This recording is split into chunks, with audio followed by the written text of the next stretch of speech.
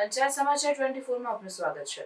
ભગવાન શ્રી જગન્નાથજીની 18મી ભવ્ય રથયાત્રા દાહોદ હનુમાન બજારના રણછોડરાયજીના મંદિરેથી વહેલી સવારે નીકળી।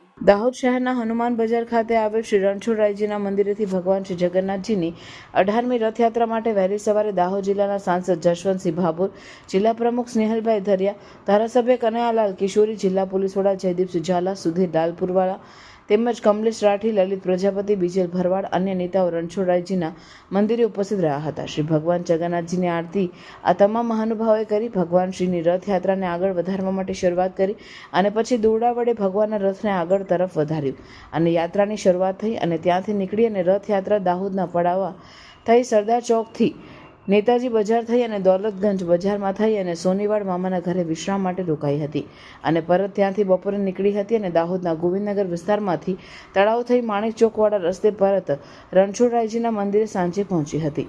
રથયાત્રા માટે દાહોદ જિલ્લા પોલીસે ચાંપતો પોલીસ બંદોબસ્ત રાખ્યો હતો અને કોઈ પણ અનિશ્ચય બનાવ ન બને તેની પૂરેપૂરી તકેદારી રાખી હતી।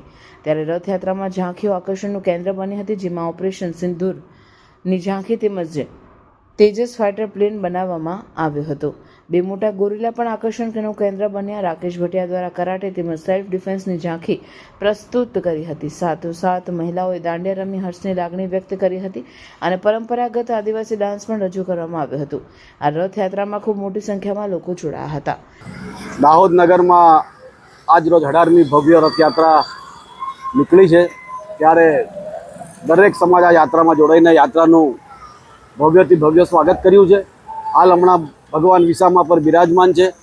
કલાક પછી યાત્રા શરૂ થશે। યાત્રાના અંદર આ વખતે આદિવાસી નૃત્ય છે, કોટાથી આપણે ગોરીલા અને માતાજીની એક ઝાંકી મંગાવી છે, પ્રેમાનંદજી મહારાજનું સ્વરૂપ છે, અન્ય આકર્ષણો આ યાત્રાના અંદર આ વખતે મૂકવામાં આવ્યા છે। એટલે તમામ ભક્તો યાત્રામાં જોડાય અને બધા આકર્ષણનો લાભ લે। ફરી એકવાર જય જગન્નાથ।